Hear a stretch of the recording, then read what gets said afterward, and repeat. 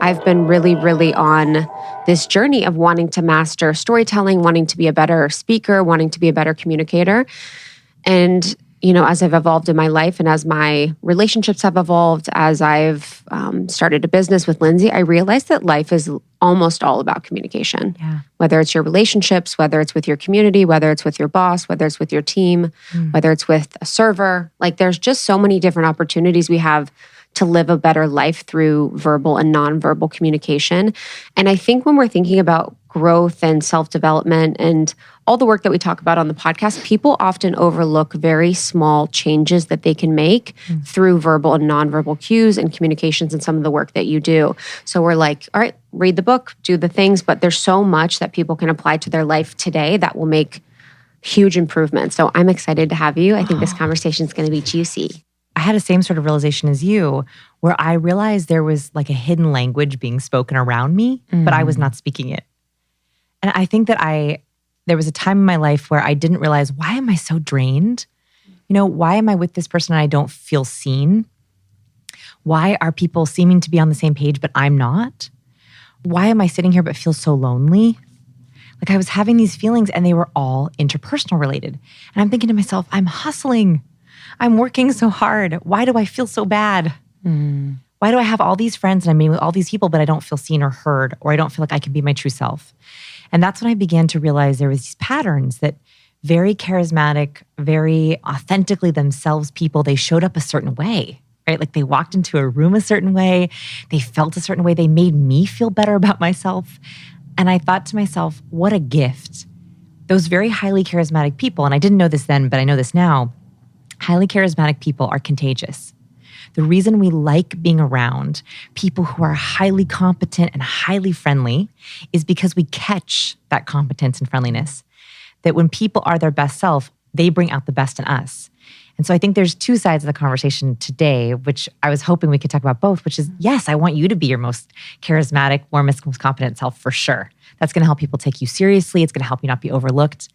But I also think it's a gift we can give to the people in our lives. So if there are people in your lives where you're like, I want my partner to be their best self. I want to help my best friend be her or his best self. There's also that aspect that we can be like positively contagious in a good way. Yeah. I love that. The charismatic, that word, charisma, sometimes like in my mind, I'm like, oh, it's the smooth, slick snake person that walks in the room. The salesman. You know?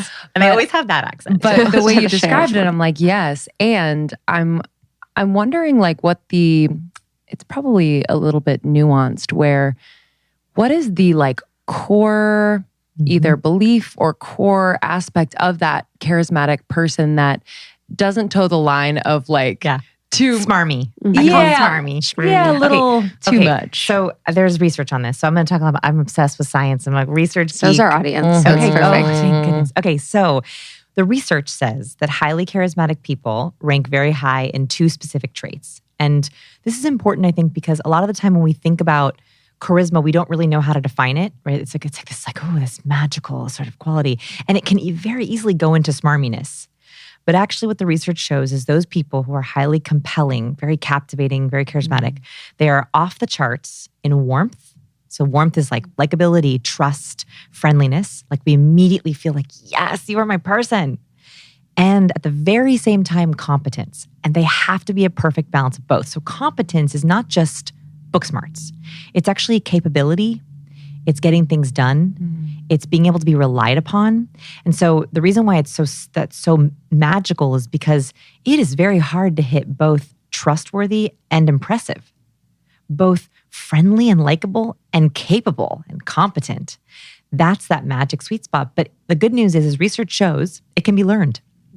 Yes, there are people who are born naturally charismatic, but we absolutely can learn it. We can learn to balance out those two traits. Have you had someone ask about, am I being fake? I could hear some people in our audience being like, well, I don't want to be fake. That feels fake to do that. Here's the good news is we know fake.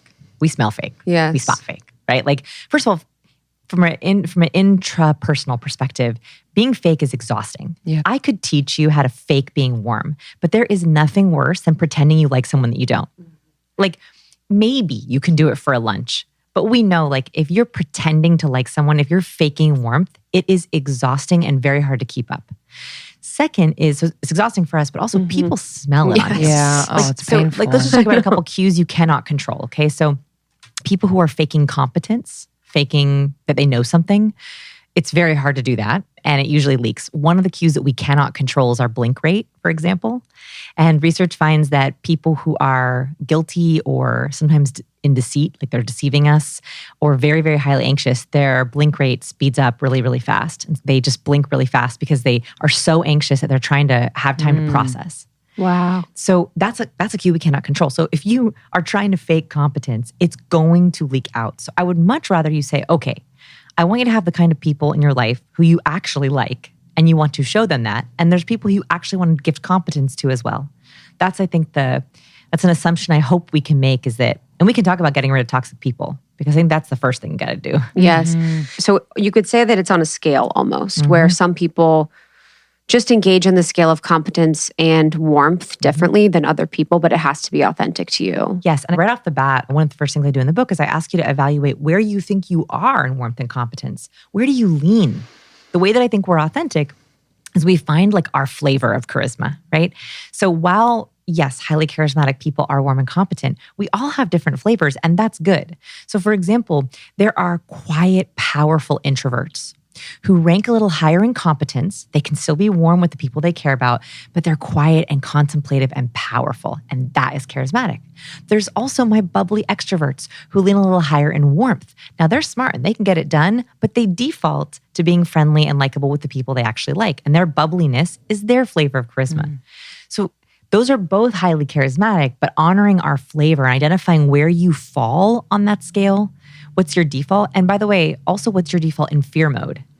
So one thing I don't get to talk about in the book, which I think we should talk about here is like, what do you do on your worst day? So like, I've noticed that people, when they're really anxious or they're really nervous, I struggle with a lot of social anxiety, we default to one or the other. So people who in fear mode go to warmth, they get really giggly. They become bobbleheads. Wow. Yeah. Wow. Do you know? So yes. That's that's because, oh my gosh, I'm losing myself. Just do something. And they'll default to really high warmth and they walk away. And my students tell me, I walk away and I'm like, why was I laughing so much? I agreed with everything they said. It's because they went to warm. The other side is people who default to competence in fear mode. So this is what I do in fear mode. So when I'm really anxious, I just like drop as many facts as I could possibly think of. I try to be as impressive as possible. And then I become like very robotic. I criticize. Okay. I criticize. I'm like, could be changed. I like it. Right. So that's good to know too. It's like, what do you do on your best day? What do you do on your worst day? Yeah. And I can imagine that it changes with different dynamics. So, a charismatic person who you describe as being balanced, I can imagine that there are certain people in their life relationally that have a hard time with how they are because holding the pose of that balanced charisma, if it feels natural, must be easy for that person. But to have people in your life, maybe these are toxic people who project onto your charisma, who aren't able to really metabolize that type of person. What do you suggest? Yes. So my highly empathetic feelers, my sensitive feelers who are listening, this is a real problem for you. Because what happens is you'll have someone who's, okay, I'm on the charisma scale, I'm a little higher in warmth, and that's where I am natural. That's where I feel like my most authentic self. Yeah. But they're really empathetic. And so someone comes into their world, a partner, a best friend, a toxic person, and their empathy makes them match. So all of a sudden, their toxic boss or their toxic colleague who's super high in competence, you're like, I want to be like them. I want to honor them. And so your empathetic nature pushes you into an area that's inauthentic. You force yourself to try to match where they are, and then you're exhausted and burnt out and overwhelmed and stressed. You don't realize it. So I actually think it's like a superpower gone wrong.